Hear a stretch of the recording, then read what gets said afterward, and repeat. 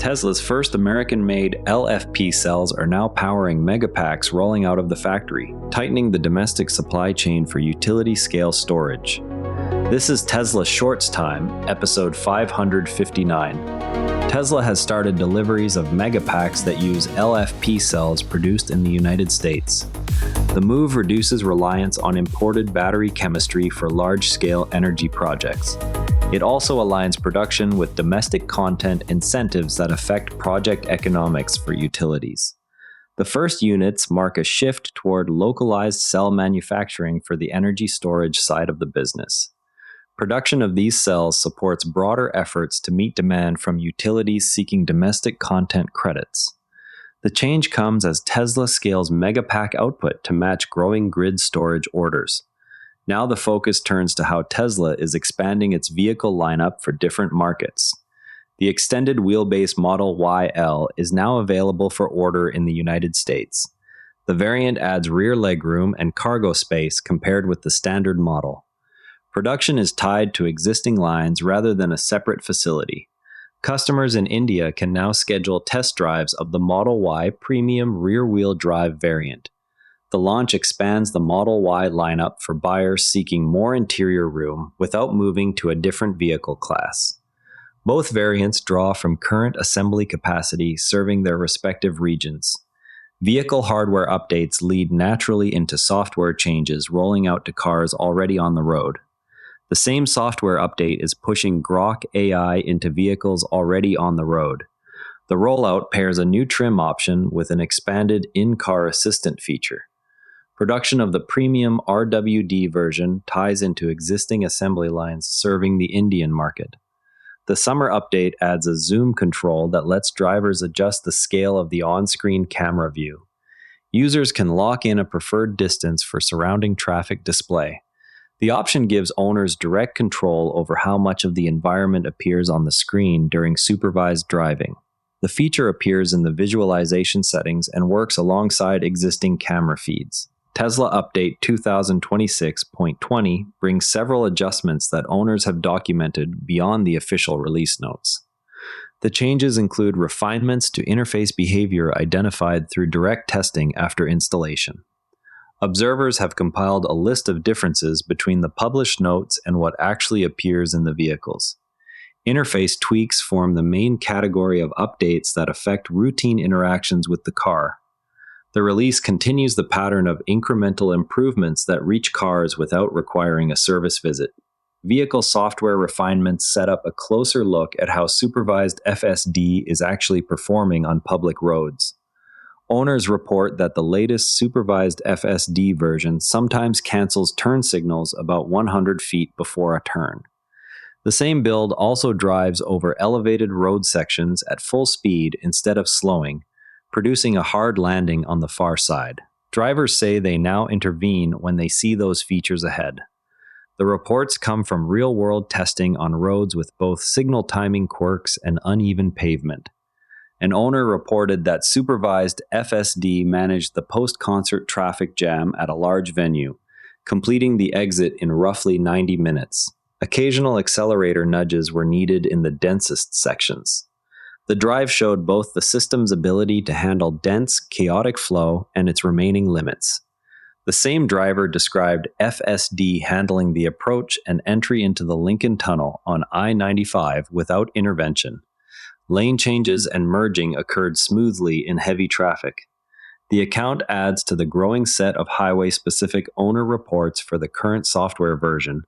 Performance questions on public roads connect to a recent high-speed incident under review. A Tesla operating in supervised full self-driving mode lost its entire rear section in a crash in Issaquah. The incident is under review for how the vehicle responded in the moments before impact. Tesla has not released details on whether the driver had hands on the wheel or issued any override commands. The crash raises questions about structural performance in high-speed rear impacts while the system was engaged. Hardware and safety considerations shift focus to longer-term business model changes around FSD access. Subscription access to supervised FSD changes the timing of revenue recognition in ways that traditional vehicle sales never did. Instead of booking most of the margin at delivery, Tesla can now spread payments across months or years, while the same hardware continues to generate incremental service revenue. That shift lowers the capital intensity of each new customer, because the car is already built and the software is already written. The model also creates a feedback loop where usage data directly informs further software development without requiring additional hardware sales. The $99 monthly plan also alters the risk profile for buyers who are unsure about the technology.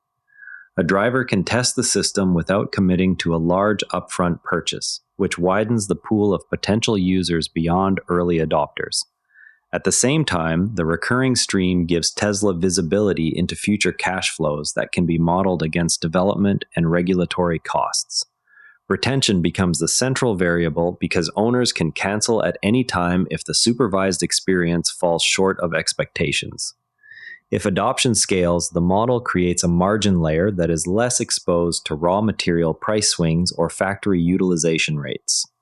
The open question is whether enough owners will keep the subscription active once the novelty wears off and the remaining limitations of supervised operation become familiar. That retention rate will determine whether the program becomes a durable profit center or a temporary bridge to full unsupervised capability. Recurring revenue thinking leads into institutional capital flowing into the stock. Aberdeen Group added 803,088 shares during the second quarter, bringing its total to 5,109,041 shares valued at $2.149 billion. The position now represents 3.0172% of the firm's overall portfolio. The purchase was executed at a reported average price of $420.60. The increase shows continued institutional interest from a major UK wealth manager. Jim Cramer told viewers that conviction in Elon Musk remains the key variable for Tesla's valuation. He framed the company's multiple business lines as still tied to Musk's execution track record. The comment came amid ongoing questions about regulatory and competitive pressure. Cramer positioned the stock as one where belief in leadership outweighs near-term operational metrics. Analysts mapped overlapping manufacturing, supply chain, and capital allocation advantages that could arise from combining Tesla and SpaceX. The note highlights shared use of advanced materials and production techniques already proven at scale. No formal process has been confirmed by either firm. The discussion centers on potential efficiencies in engineering talent and facility utilization. Gene Munster argued that operational overlap in talent, facilities, and long-term capital projects supports a merged structure. He pointed to shared engineering culture and the ability to move resources between vehicle and aerospace programs. The view treats the idea as strategically coherent rather than speculative. Munster emphasized common approaches to scaling complex hardware systems. A recent analysis examined whether any current EV maker has replicated Tesla's combination of software iteration, vertical integration, and energy storage growth. It contrasts balance sheet strength and production discipline across the sector. No single company is named as the clear successor. The analysis focuses on how few peers match Tesla's pace of over-the-air updates and storage deployment. Institutional moves sit alongside Tesla's own efforts to shape policy and protect IP. Tesla filed a petition asking the Supreme Court to clarify how the USPTP should handle certain review proceedings. The request targets policies that affect how patent challenges move through the agency. A favorable ruling could change the timeline and cost of defending Tesla's intellectual property. The filing reflects growing complexity in protecting hardware and software innovations across vehicle and energy lines. Tesla Energy registered lobbying activity at Queen's Park focused on energy storage and grid projects. The filing lists meetings with provincial officials on permitting and procurement rules. The activity shows Tesla's continued push to expand Megapack deployments in Ontario. The registration covers discussions around storage incentives and interconnection processes. Policy work at home and abroad contrasts with everyday owner experiences on the road. A mother and daughter completed a 5,000-mile cross-country trip relying on standard household outlets for overnight charging. The Model Y handled the full distance without dedicated fast charging stops after dark. The account shows how level 1 charging can support long-distance travel when daily mileage stays moderate. The trip relied on consistent access to 110-volt outlets at each overnight stop. The experience demonstrates practical use cases for owners without access to home or public fast chargers on every leg. Before we go, the Supreme Court petition on patent review timelines will be worth watching for any early signals on how it might affect Tesla's broader intellectual property strategy. And that's a wrap on today's Tesla news. TSLA closed at $311.21, up $2.36, 0.8%. If you enjoyed this episode, please leave a rating or review. It genuinely helps other Tesla fans find us. I'm Patrick in Vancouver.